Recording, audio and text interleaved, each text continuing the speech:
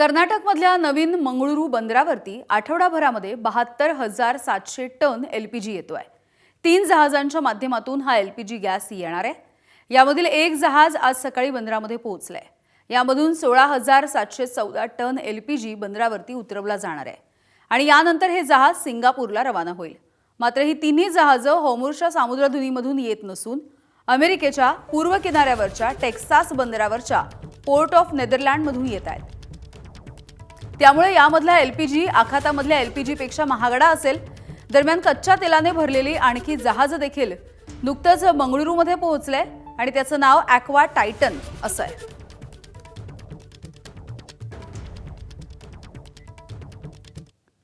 युद्धामुळे 22 दिवसांपासून बंद असलेली होर्मुझची समुद्रधुनी अखेर इराणनं खुली केली आहे। मात्र सध्या तरी या समुद्रधुनीमधून फक्त इराणच्या मित्र देशांचीच जहाजं जाऊ शकणार आहेत। आमच्या परवानगीनेच शत्रू देशांच्या व्यतिरिक्तची जहाजं जाऊ शकतात अशी माहिती आंतरराष्ट्रीय सागरी संघटनेमधील इराणी प्रतिनिधींनी दिली। मात्र या समुद्रधुनीमधून शत्रू देशांच्या जहाजांना प्रवेश नसेल। दरम्यान याच होर्मुझवरून अमेरिकेचे राष्ट्राध्यक्ष ट्रम्प यांनी इराणला गंभीर इशारा दिलाय। 2 दिवसांमध्ये होर्मुझ सुरू केली नाही तर इराणी ऊर्जा प्रकल्पांवरती हल्ले करू असंही ट्रम्प यांनी म्हटलंय। याला इराणनं देखील प्रत्युत्तर दिलं। आमचे पॉवर प्लांट उडवल्यास तुमचेही पॉवर प्लांट सोडणार नाही असं इराणनं उत्तर दिलेलं आहे ट्रम्प यांना।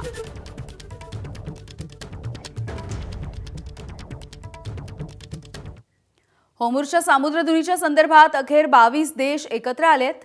UK, Germany, France, Japan, UAE अशा 22 देशांनी समुद्रधुनी तातडीनं सुरू करण्याची मागणी केली आहे। त्याच वेळेला होर्मुझच्या समुद्रधुनीमध्ये मालवाहू जहाजांवरती सातत्यानं होणाऱ्या हल्ल्याचा निषेध देखील या 22 देशांनी केलाय।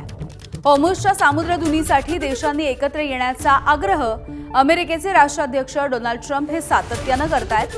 22 देशांच्या या संयुक्त निवेदनामुळे एक प्रकारे ट्रम्प यांना दिलासाच मिळाल्याचं दिसतंय। Italy, Netherland, New Zealand, Denmark, Norway, Sweden आणि ऑस्ट्रेलिया यांचा देखील या 22 देशांमध्ये समावेश आहे।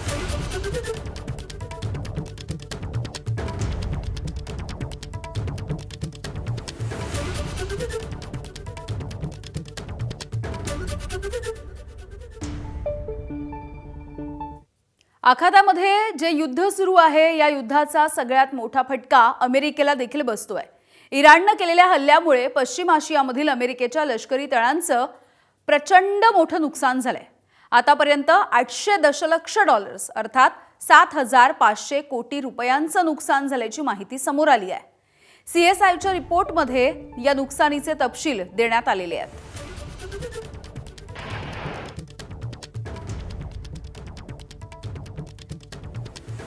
अमेरिका, इस्रायल, इराण या युद्धाचा आजचा 23वा दिवस आहे। दोन्ही बाजूंनी हल्ले प्रतिहल्ले सुरू आहेत। अमेरिका आणि इस्रायलच्या हवाई हल्ल्यामध्ये इराणच्या नतांज या मुख्य अणु संवर्धन केंद्राला देखील लक्ष्य करण्यात आलंय। किरणोत्सर्गी गळती किंवा मोठ्या नुकसानीचं कोणतंही वृत्त नाहीये। इराणनं याला क्रूर हल्ला असंही म्हटलंय। इराणच्या ड्रोन हल्ल्यामध्ये इस्रायलच्या बेन गुरियन विमानतळाला लक्ष्य करण्यात आलं।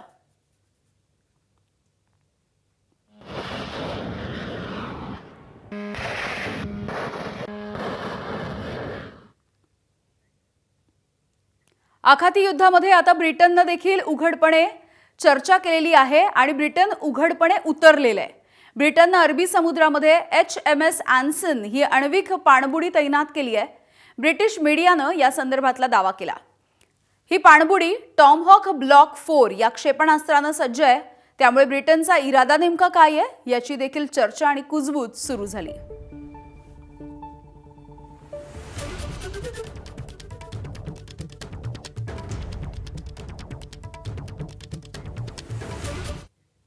इराणने दक्षिण इस्रायलवरती केलेल्या क्षेपणास्त्रांच्या हल्ल्यामुळे दिमोना शहरामध्ये अत्यंत गोंधळाचं असं वातावरण निर्माण झालं।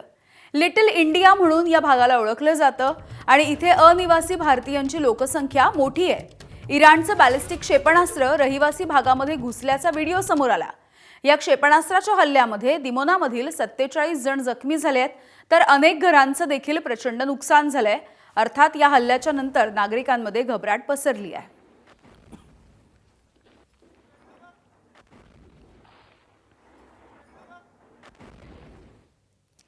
तर इराणनं केलेल्या या क्षेपणास्त्रांच्या हल्ल्यांमध्ये इस्रायलमधील 100 पेक्षा अधिक नागरिक जखमी झाले।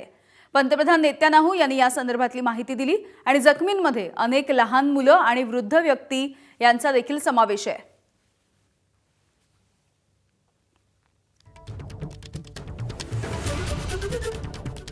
आज या युद्धाचा 23वा दिवस आहे आणि इराणच्या बुशहर बंदरावरती अमेरिका आणि इस्रायलनं पुन्हा एकदा हल्ला केलाय। या हल्ल्याच्या नंतर अनेक ठिकाणी भीषण आग लागली। या हल्ल्यामध्ये कोणतीही जीवितहानी झाली नाहीये, मात्र मोठं आर्थिक नुकसान झाल्याची माहिती मिळते।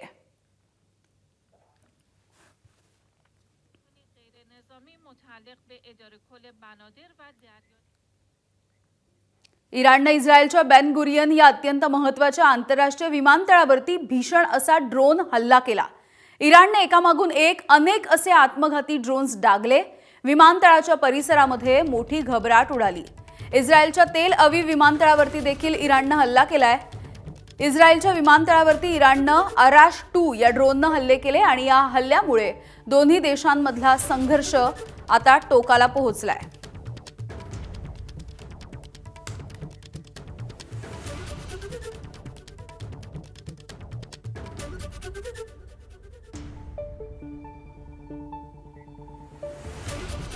तर इराणमधल्या युद्धबळींची संख्या 1,500च्या पार गेली आहे। इराणच्या सरकारी वृत्तवाहिनीनं या संदर्भातली माहिती दिली आणि या मृतांमध्ये राजधानी तेहरान इथल्या नागरिकांची संख्या सगळ्यात जास्त आहे। आतापर्यंत 4,475 लोक यामध्ये जखमी देखील झाले आहेत।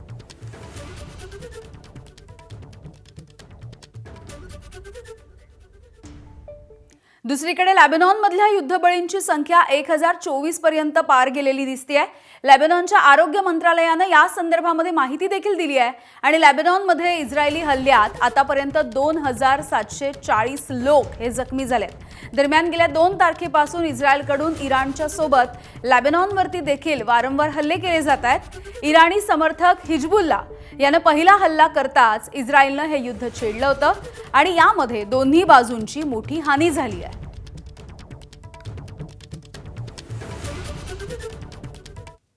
इराकच्या समुद्र किनाऱ्यावरती MT सेफसी विष्णू या तेलवाहू जहाजावरती झालेल्या भीषण ड्रोन हल्ल्यामधून बचावलेले 15 भारतीय खलाशी हे अखेर सुखरूपपणे मायदेशी परतले आहेत। इराणच्या अंडर वॉटर ड्रोन हल्ल्यामध्ये या जहाजाला आग लागली, ज्यामध्ये मुंबईचे देवनंदन सिंग यांचा दुर्दैवी मृत्यू झाला होता। केंद्र सरकारच्या प्रयत्नांच्या नंतर उर्वरित खलाशांना इराकमधून सुखरूपपणे मायदेशी भारतामध्ये परत आणण्यात आलंय।